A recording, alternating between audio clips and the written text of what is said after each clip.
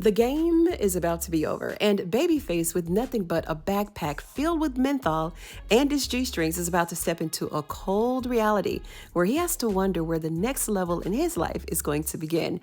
Now, homelessness may be looming on the horizon for Babyface, and it's only a stark reminder of the games that he played, not just with joysticks and the latest Madden, but with the lonely women and their hearts. Now, here's a man who has spent the majority of his life avoiding responsibility.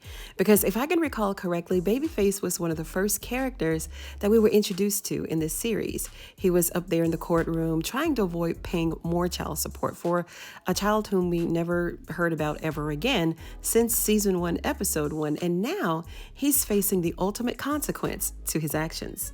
Babyface's life has been a carousel of encounters with older women who's apparently charmed by his boyish grin, one that Tandy seems to favor so much, showering him with all of these expensive gifts to pacify his temper, like trying to quiet a crying baby. Now, to be fair, Babyface does have a steady income, but with no real responsibility. I mean, in the real world, he's probably never even seen a final notice, doesn't even know what it looks like. And we'll also go ahead and admit that his most lucrative asset is his charm, like the way he moves on that stage at Eden and what he's serving up in Tandy's bedroom each night, okay? But these assets will only get him so far, as this little situationship that he has going on with Tandy right now, it's only a temporary arrangement. Time is going to eventually wind down to where the gifts will become less frequent and that lustful fire that's burning between them will be put out. If not by Madam herself, it may be by just naturally losing interest in each other, or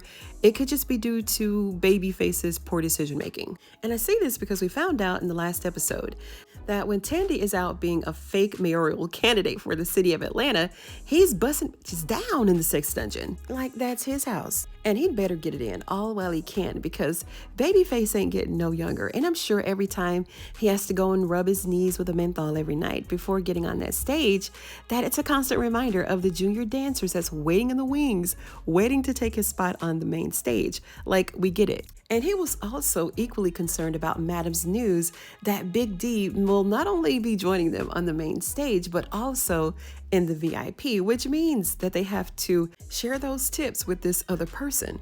And the tip money is going to decrease because of the new split, right? And unless he can earn more money somehow, I don't see how he's going to survive. But this is where Miss Tandy comes in, and she's definitely the new Miss Patty, right? But the details of this whole living arrangement is a sketchy one.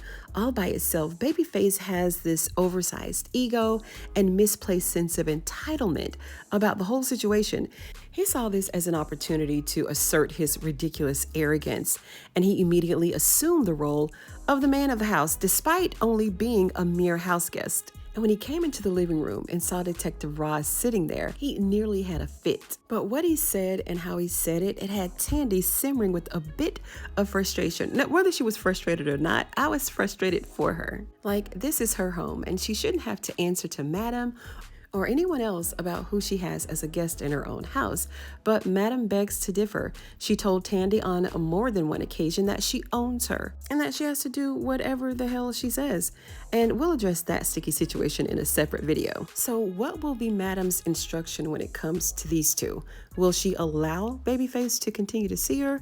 I guess at this point, it's beneficial to keep Babyface right there where he is, because she's got to keep him close. Got to keep a close eye on her to make sure that she makes it to that mayoral seat. So is Babyface safe for now? I don't know, but eventually her husband's money is going to run out, especially how she's spending it. And some of us may be really disappointed in Babyface and his ego, but I don't really expect anything more from this character. Babyface is overly confident, he's self-entitled, and downright obnoxious in some ways, but this is the way he's always been. So nothing has really changed.